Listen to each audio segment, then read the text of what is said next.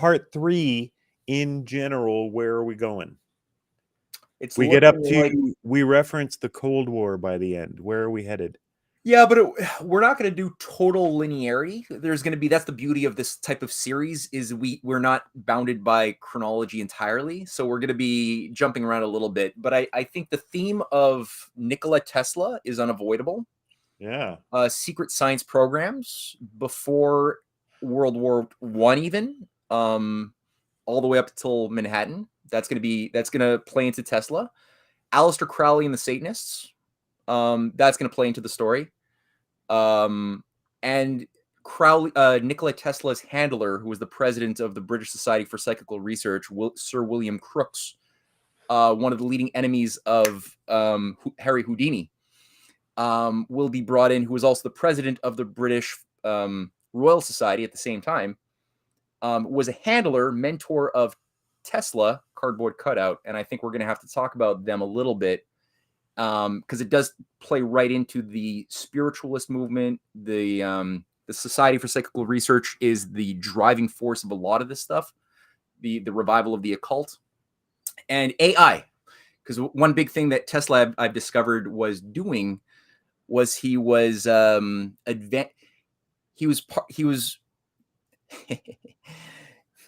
he's tied to T.H. Huxley as well, and the yeah. And so Thomas Huxley put out a project to try to prove that free will doesn't exist by challenging scientists to create a thinking machine, an automata. And this is what Tesla did in 1898, was he created the Tele automata in New York, presented it, and had a series of lectures trying to prove that free will no longer needs to be presumed to exist, and that these machines will eventually take over humanity. And he was following the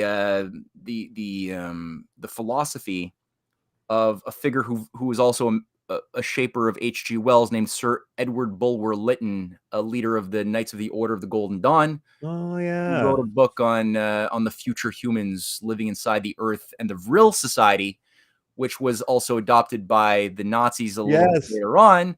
Holy crap! Fluid that was their idea of what the ether was, that connects us to deities and demons from another dimension, interfacing with ours through mediums and what have you. So all of the stuff, I don't have it yet in my mind as a integrated whole properly yet, but all of the elements are floating about. I know they have to be pulled into. This is where we got to go.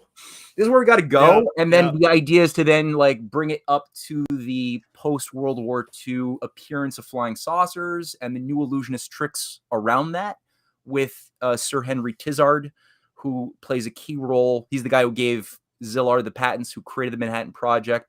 He's introduced in this episode. Yeah, he's introduced in this episode. He's going to come back into play as the founder of the first major government UFO working group after the war, and a certain grouping of occultists working with the CIA will be introduced. Without saying too much, we're going to leave that for episode 4.